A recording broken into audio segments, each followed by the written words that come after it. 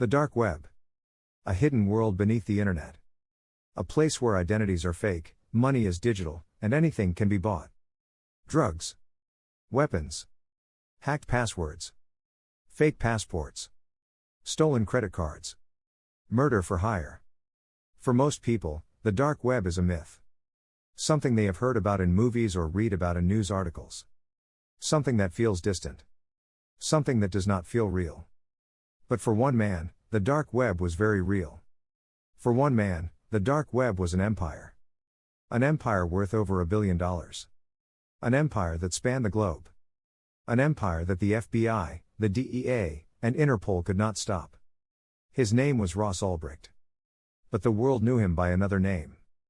Dread Pirate Roberts. This is the story of the dark web king. The rise and fall of the Silk Road. And how one man built the largest illegal marketplace in human history. Let me take you back to the beginning. Ross Ulbricht was not born a criminal. He was born in 1984 in Austin, Texas. He was a smart kid. Gifted. He taught himself to code when he was still in elementary school. He won science fairs. He was voted most likely to succeed. In high school, Ulbricht was described by his classmates as quiet, polite, helpful. He was not rebellious. He did not do drugs. He did not get into trouble. He was the kind of kid that parents wanted their children to be friends with. After high school, Ulbricht went to the University of Texas at Dallas. He studied physics. He graduated in 2006. Then he went to Penn State for graduate school. He studied materials science and engineering. He was working on a master's degree. He was on track to become a scientist. A researcher. A professor maybe. A normal, respectable life. But something changed. During his time at Penn State, Ulbricht became interested in libertarian philosophy. He read Ayn Rand. He read Murray Rothbard. He read Ludwig von Mises. He became convinced that governments were evil. That taxes were theft. That laws were oppression. That the free market should be truly free. Free of regulation. Free of oversight. Free of consequences. He also became interested in Bitcoin. In 2010, Bitcoin was new. Almost no one had heard of it. It was worth pennies. But Ulbricht saw something in it. He saw a currency that could not be controlled by banks. A currency that could not be traced by governments. A currency that could be used to buy and sell anything without anyone knowing. That combination of libertarianism and cryptocurrency was dangerous. It gave Ulbricht an idea. A terrible idea. An idea that would change his life forever. And the lives of thousands of others. What if he created a marketplace? A marketplace on the dark web. A marketplace where people could buy and sell anything. Not just books or electronics or clothes. Anything. Drugs. Weapons. Stolen information. Anything. The dark web was already there. Tor, the software that allows anonymous communication, had been developed by the U.S. Naval Research Laboratory in the 1990s. It was designed to protect government communications. But by 2010, Tor was being used by activists, journalists, and criminals. It was a hidden network. A network where your IP address could not be traced.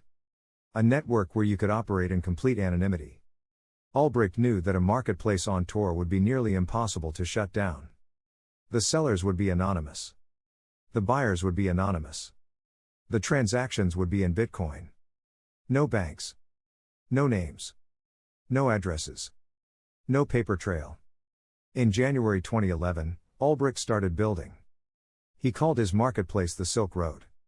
The name was a reference to the ancient trade routes that connected China to Europe. But this Silk Road would not trade silk or spices. It would trade drugs. And it would trade them across the digital world. Ulbricht coded the site himself. It was basic at first. Ugly. Functional. But it worked. You could create an account. You could browse listings. You could message sellers. You could pay with Bitcoin.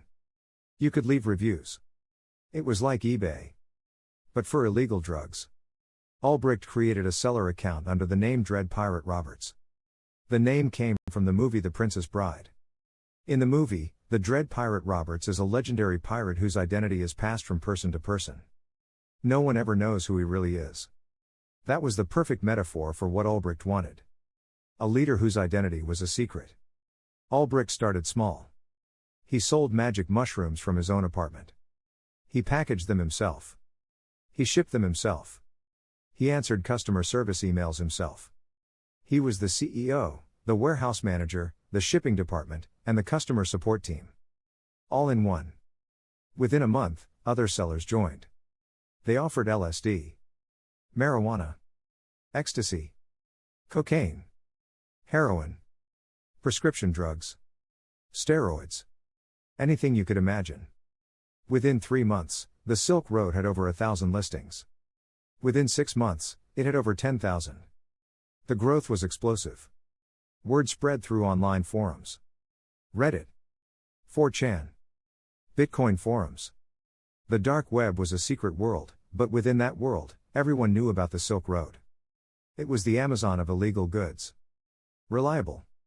Trustworthy. Safe. Safety was the key. Ulbricht designed the Silk Road to protect both buyers and sellers. He created an escrow system. When a buyer paid for an item, the Bitcoin was held by the Silk Road until the buyer confirmed receipt. Then the Bitcoin was released to the seller. This prevented scams. It built trust. It made people feel safe buying illegal drugs from strangers on the internet. Ulbricht also created a rating system. Buyers could rate sellers. Sellers could rate buyers. Good ratings brought more business. Bad ratings ruined reputations. The system policed itself. The community policed itself. By 2012, the Silk Road was massive. Over 100,000 users. Over 1 million transactions. Total sales estimated at over $1 billion. Ulbricht was collecting a commission on every sale. Between 8 and 15%. His personal income was estimated at $80 million per year. He was 28 years old. Ulbricht lived modestly at first. A small apartment in San Francisco. A used car. He told his friends he was a day trader. He told his family he was investing in Bitcoin. No one suspected that he was the king of the largest illegal drug marketplace in history. But the money was changing him. He started spending. A nicer apartment. Better clothes. Expensive dinners. Travel. He also started becoming paranoid. He carried a gun. He installed security cameras in his home. He used encrypted messaging apps for everything. He never spoke about the Silk Road out loud. Not to anyone. Not even to his closest friends. The FBI was already watching. They had known about the Silk Road since 2011. But they could not find Ulbricht. Tor made him anonymous. Bitcoin made his money untraceable. The FBI tried everything. They seized servers. They analyzed blockchain transactions. They interviewed suspects. Nothing worked. Then they got lucky. In 2012, a Homeland Security Investigations agent named Jared Deryegian was working on a separate case. He was tracking a package of counterfeit IDs. The package was shipped from Canada to the United States. The shipping label had a return address. The return address was a name. The name was Ross Ulbricht. Deryegian did not know about the Silk Road at first. But he kept the name in his notes. A year later, when the FBI started sharing information about the Silk Road investigation, that name came up again. Ross Ulbricht had posted a question on a Bitcoin forum using his real email address. The email address was linked to his real name. The real name was linked to the return address on the counterfeit ID package. The FBI had their suspect. But they needed proof. They could not arrest Ulbricht based on a forum post and a shipping label. They needed evidence that he was the Dread Pirate Roberts. They needed to catch him in the act. The FBI came up with a plan. They would create a fake problem. They would trick Ulbricht into revealing himself. In October 2012, an FBI agent posing as a Silk Road user contacted Ulbricht. The agent said that a competitor was planning to release the identities of all Silk Road users unless Ulbricht paid a ransom. Ulbricht believed the threat. He agreed to pay. To make the payment, Ulbricht had to log into the Silk Road server. He did. The FBI was watching. They could not see his identity, but they could see his activity. They confirmed that the Dread Pirate Roberts was active at the same time that Ross Ulbricht was online. But that was still not enough. In 2013, the FBI got creative. They recruited a Silk Road insider, a former seller who had been arrested and agreed to cooperate. The insider introduced an undercover FBI agent to Ulbricht. The agent posed as a drug dealer. A big one. Someone who wanted to buy the Silk Road. Ulbricht was interested. He met the agent in person. They met in San Francisco. At a library. At a coffee shop. The agent wore a hidden camera. The camera recorded Ulbricht talking about the Silk Road. About the money. About the future. About his plans. The FBI had their evidence. On October 1, 2013, the FBI arrested Ross Ulbricht. He was sitting at a desk in the San Francisco Public Library. He was logged into the Silk Road server at that exact moment. His laptop screen showed the admin panel. The FBI seized the laptop before Ulbricht could close it. The digital evidence was preserved. The Silk Road was shut down that same day. The FBI seized over 144,000 bitcoins. At the time, they were worth about $28 million. Today, those same bitcoins would be worth over $5 billion. Ulbricht was charged with money laundering, computer hacking, conspiracy to traffic narcotics, and engaging in a continuing criminal enterprise. The last charge is the most serious. It is usually reserved for mafia bosses and drug cartel leaders. It carries a mandatory life sentence. The trial began in January 2015. The prosecution presented overwhelming evidence. The laptop. The forum posts. The diary entries. Ulbricht had kept a personal journal. In it, he wrote about creating the Silk Road. About his vision for a world without government. About his plans to expand the marketplace. About his fears of being caught. The jury took less than 4 hours to deliberate. They found Ulbricht guilty on all counts. In May 2015, the judge sentenced Ross Ulbricht to life in prison without the possibility of parole. Plus 40 years. Plus 5 years. The sentences were stacked. He will never leave prison. Ulbricht is currently serving his sentence at the United States Penitentiary in Tucson, Arizona. He is allowed 1 hour of recreation per day. He is allowed 3 phone calls per month. He has no access to the internet. He will be an old man if he ever gets out. He will probably die in prison.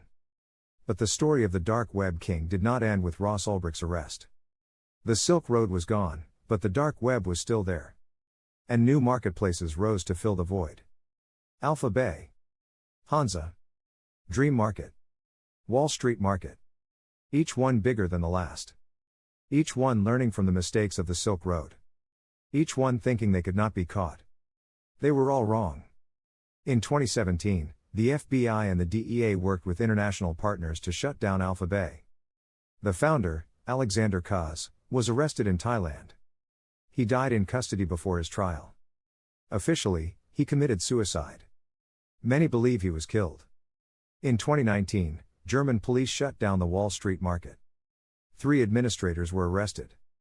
The marketplace had over 1 million users. Over 600,000 sales. Over 11 million euros in Bitcoin. In 2021, the dark market was shut down. The founder was a 34-year-old Australian man. He was running the marketplace from a basement in Germany. Police seized over 20 million euros in cryptocurrency. The dark web marketplaces keep coming back. And law enforcement keeps shutting them down. It is a never-ending game of whack-a-mole. The cat and the mouse. The hunter and the hunted. Ross Ulbricht is now a symbol. For some, he is a criminal. A drug dealer. A man who made billions of dollars from the suffering of addicts. They point to the overdose deaths linked to drugs bought on the Silk Road.